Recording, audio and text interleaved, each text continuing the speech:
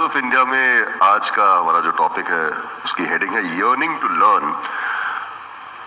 आजकल का जो यूथ है जो पहली बार नौकरी की तलाश में निकलता है या नौकरी पाता है, Vijendra sir this is towards you, उनके पास नौकरी तो है but do the jobs they have are the jobs that are right for them? क्या वो नौकरियां उनके लिए सही है? जो नौकरी है धड़ पकड़ के भैया पहले तो रिस्पॉन्सिबिलिटी संभालेंगे। वेल अनंत, बहुत शुक्रिया ये बात पूछने के लिए, क्योंकि हमें ये समझना पड़ेगा अभी हम लोग डेमोग्राफिक डिविडेंड की बात कर रहे हैं और आपने कहा कि 25 साल से कम लोगों की जो जनसंख्या है हमारे देश में वो दुनिया में सबसे ज़्यादा है।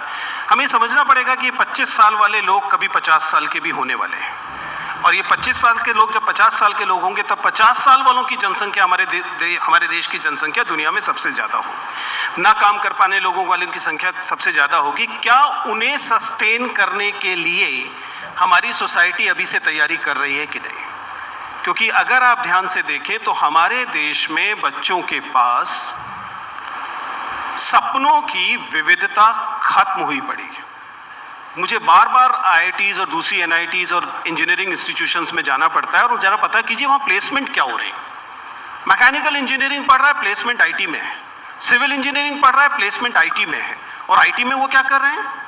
90% of them are actually working like a coolie in the IT sector, जो कि AI आने के बाद जॉब ही नहीं रहने वाली है, क्योंकि ये वाली कोडिंग तो AI खुद ही कर लेगी जो बेसिक कोडिंग है। तो 70% of them are in jobs जो इस समय उनको लग रहा है कि हाँ ठीक ठाक आई कार्ड पहन के जाते हैं, एयर कंडीशन जगह पे बैठते हैं, हालांकि छोटे छोटे क्यूबिकल्स में ही हैं, लेकिन 10 ईयर्स डाउन द लाइन वो जॉब नहीं होगी। और जो जॉब होंगे क्या हम उनके लिए स्टूडेंट्स को प्रिपेयर कर पा रहे हैं, या जो वो करना चाह रहे हैं वो जॉब उनको मिल रही है कि नहीं मिल रही है? अगर उन्हें अपनी पसंद की जॉब मिल रही होती तो आप विजेंद्र चौहान से यहां बात नहीं कर रहे होते। आप विजेंद्र चौहान से बात कर रहे हैं क्योंकि सिविल सर्विसेज UPSC नाम की चीज बहुत पॉपुलर हुई पड़ी है।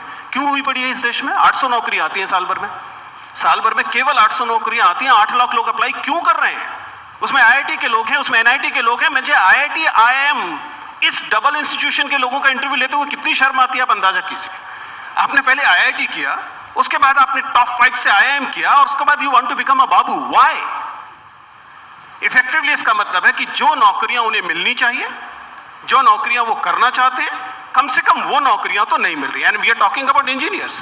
BA प्रोग्राम वाले का क्या होगा? बाबू कुंवर सिंह विश्वविद्यालय से आने वाले व्यक्ति का क्या होगा? उसे तो वो नौकरियां भी नहीं मिलेंगी जो नौकरियां पहले उसे मिलती थी, वो अब IIT और NIT वालों को मिल रही हैं। तो उसके पास कौन सी नौकरियां हैं? तो the situation right now is कि दरअसल इच्छित नौकरियां, इच्छित रोजगार नहीं मिल रहे हैं। ऐसे में हम क्या कर रहे हैं? हम लोग स्टार्टअप का हल्ला मचा रहे हैं ताकि लोग कहें कि भाई नौकरी छोड़ो, नौकरी देने की कोशिश करो।